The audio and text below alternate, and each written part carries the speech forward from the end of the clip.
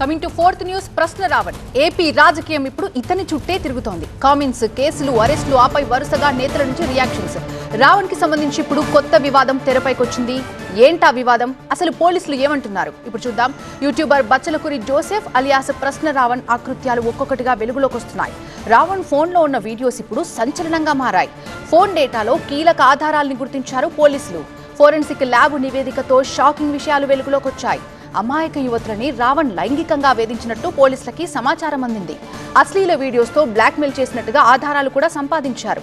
ప్రస్తుతం ఈ కోణంలోనూ పోలీసుల దర్యాప్తు కొనసాగుతుంది. డేటా ఆధారంగా 10 మంది బాధితుల్ని గుర్తించినట్టుగా పోలీసులు చెబుతున్నారు. ఫోన్ డేటాపై లోతైన విచారణ చేపట్టిన ఏపీ పోలీసులు ఈ నెల 1వ తేదీన జోసెఫ్ని అరెస్ట్ చేశారు. పిఠాపురం పోలీసులు ఇక 2వ తేదీన సర్పవరం పోలీసులు అరెస్ట్ చేశారు. కాకినాడ జిల్లాలో అరెస్ట్ అయిన టైంలో ఫోన్ డేటాని విశ్లేషించారు పోలీసులు. డిలీట్ చేసినటువంటి డేటా రికవరీ కోసం ఫోన్ని ల్యాబ్కు పంపించారు. రావణ్ విషయంలో భయంకరమైన విషయాలు ఒక్కొక్కటిగా వెలుగులోకి వస్తున్నాయి. పూర్తి సమాచారం అందించడానికి మా స్పెషల్ కరెస్పాండెంట్ వసంత్ లైవ్ లో సిద్ధంగా ఉన్నారు. వసంత్, ఈ కేసుకి సంబంధించి పోలీసుల ఎంక్వైరీ ఏ విధంగా కొనసాగుతుంది? పోలీసులు ఏం చెప్తున్నారు?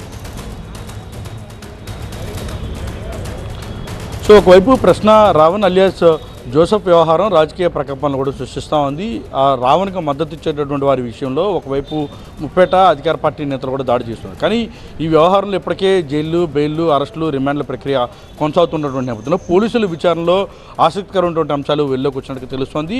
అయితే మొదట ప్రశ్న రావణ్ను అరెస్ట్ చేసినటువంటి పిఠాపురం పోలీసులు అతని మొబైల్ ఫోన్ స్వాధీనం చేసుకున్నారు. అయితే రావణ్ అరెస్ట్ చేస్తున్నారని తెలుసుకున్నటువంటి క్రమంలోనే ఫోన్లో ఉన్నటువంటి డేటా మొత్తాన్ని కూడా డిలీట్ చేసినట్టుగా పోలీసులు గుర్తించారు. అలాగే 2వ తేదీన ఇటు సర్పవరం పోలీసులు అదుపుస్తున్నారు. సో ఈ 2 అరెస్టులకి మధ్యలోనే ఫోన్లో ఉన్నటువంటి డేటా మొత్తాన్ని డిలీట్ చేసినట్టుగా కూడా పోలీసులు భావిస్తున్నారు. అయితే ఫోన్ డేటాను విశ్లేషించే ప్రయత్నంలో భాగంగా అసలు ఈ మొత్తం వ్యవహారానికి ఏం జరిగిందనే కోణంలో దర్యాప్తు చేస్తూ ఉండగా అతని ఫోన్లో కొన్ని ఆసక్తికరమైనటువంటి అంశాలు, విషయాలు వెలుగులోకి వచ్చినట్టు కూడా పోలీసులు చెప్తున్నారు. కొంతమందిని బెదిరింపులు దిగినట్టుగా కూడా ఇటు పోలీసులు భావిస్తున్నారు. ఆ బాధితులను గుర్తించి వారికి నోటీసులు జారీ చేసి విచారించేందుకైతే రంగం సిద్ధం చేస్తున్నారు. అయితే డేటాను విశ్లేషించే ప్రయత్నంలో భాగంగా ప్రస్తుతం ఫోరెన్సిక్ ల్యాబ్కు రావణ్కి సంబంధించిన మొబైల్ ఫోన్ కూడా పంపారు. అయితే అనుచిత వ్యాఖ్యలతో పాటుగా ఇటు డిప్యూటీ సీఎం పవన్ కళ్యాణ్ దూషించడం కావచ్చు, సమాజంలో వర్గ వైషమ్యాలు సృష్టించేలాగా, ఇటు శాంతి భద్రతకు విఘాతం కలిగించేలాగా దేశ వ్యతిరేక వ్యాఖ్యలు చేయడంతో పాటుగా మతాల మధ్య చిచ్చుపెట్టేలాగా రావణ్ చేసినటువంటి వ్యాఖ్యలు ప్రస్తుతం రాజకీయ దుమారం రేపాయి. సో ఈ వ్యవహారం పైన ఇటు ప్రభుత్వం కూడా చాలా సీరియస్గా ఉంది. ఇప్పటికే రావణ్ని అరెస్ట్ చేసింది. అయితే రావణ్ అరెస్టు తర్వాత జరుగుతున్నటువంటి చోటు చేసుకున్నటువంటి పరిణామాలపైన ప్రస్తుతం పోలీసులు ఫోకస్ పెట్టారు.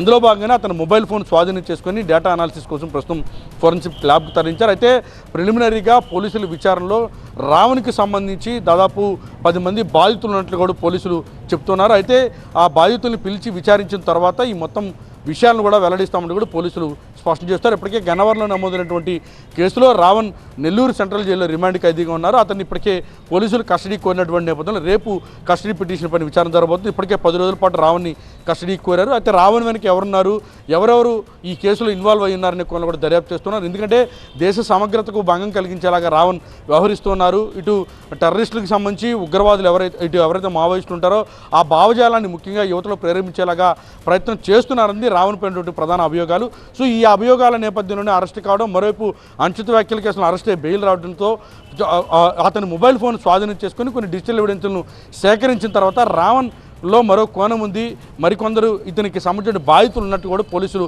తేల్చారు. అయితే ఫోరెన్సిక్ ల్యాబ్కి సంబంధించి వెళ్ళిన తర్వాత ఆ డేటా మొత్తం రిట్రైవ్ చేసిన తర్వాత అన్ని విషయాలను కూడా వెల్లడిస్తామంటూ కూడా పోలీసులు అయితే స్పష్టం చేస్తున్నారు. ప్రస్తుతం రావణ్కి సంబంధించి మరికొన్ని కేసులు ఏవైతే పెండింగ్లో ఉన్నాయో వాటిపైన పీటీ వారెంట్లు దాఖలు చేసేందుకు కూడా రంగం సిద్ధం చేస్తున్నారు. కానీ రావణ్కి ఎవరైతే మద్దతు ఇస్తున్నారో వారి విషయంలో ఇటు ప్రభుత్వం సైతం చాలా సీరియస్గా ఉంది.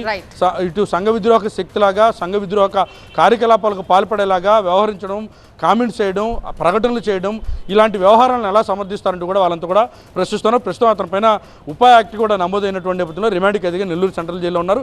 సో రేపు కస్టడీకి తీసుకున్న తర్వాత విచారించి అన్ని విషయాలను కూడా వెల్లడిస్తామని కూడా పోలీసులు చెప్తున్నారు. Thank you Vasant.